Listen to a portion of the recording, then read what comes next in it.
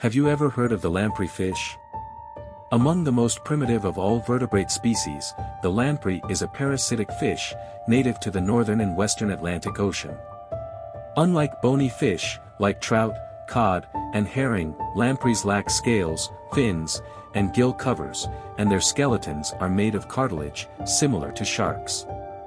They breathe through a distinctive row of 7 pairs of tiny gill openings located behind their mouths and eyes. But the anatomical trait that makes the lamprey an efficient killer is its disc-shaped, suction cup mouth, ringed with sharp, pointy teeth, with which it latches onto an unfortunate fish.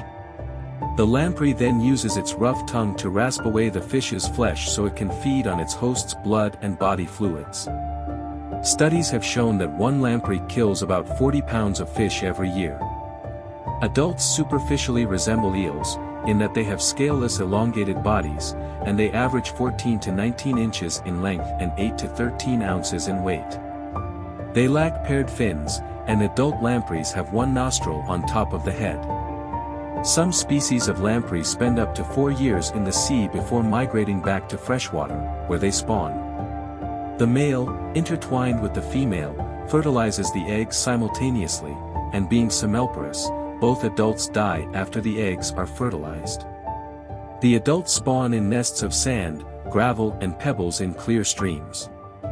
After hatching from the eggs, young larvae, called amicoetes, will drift downstream with the current till they reach soft and fine sediment in silt beds, where they will burrow in silt, mud and detritus, taking up an existence as filter feeders, collecting detritus, algae, and microorganisms. Amicoetes can grow from 3 to 4 inches to about 8 inches long, and certain species may spend up to 8 years in this phase, while species such as the Arctic lamprey may only spend 1 to 2 years as larvae, prior to undergoing a metamorphosis which generally lasts 3 to 4 months, but can vary between species. This fish caused quite an uproar by having an enormous, negative impact on the Great Lakes fishery, upon their invasion beginning in 1835.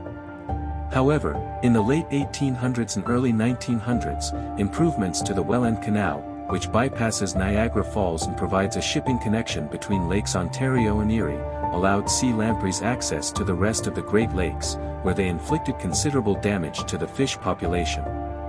Before the sea lamprey invasion, Canada and the United States harvested about 15 million pounds of lake trout in the upper Great Lakes each year. By the late 1940s, sea lamprey populations had exploded. They fed on large numbers of lake trout, lake whitefish, and ciscos, fish that were the mainstays of a thriving Great Lakes fishery. By the early 1960s, the catch had dropped dramatically, to approximately 300,000 pounds, about 2% of the previous average. During the time of highest sea lamprey abundance, up to 85% of fish that were not killed by sea lampreys were marked with sea lamprey attack wounds. The oldest fossil of a lamprey is from the Devonian of South Africa, around 360 million years ago.